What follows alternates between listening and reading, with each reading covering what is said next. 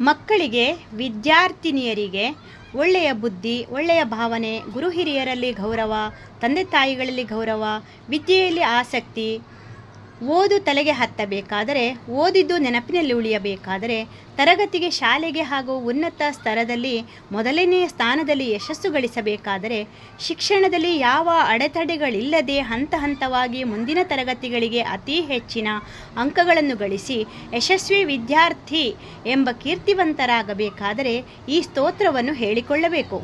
ಮಕ್ಕಳು ತುಂಬ ಚಿಕ್ಕವರಾದರೆ ಮಕ್ಕಳ ಪರವಾಗಿ ತಾಯಿ ತಂದೆಯರು ಹೇಳಿಕೊಳ್ಳಬಹುದು.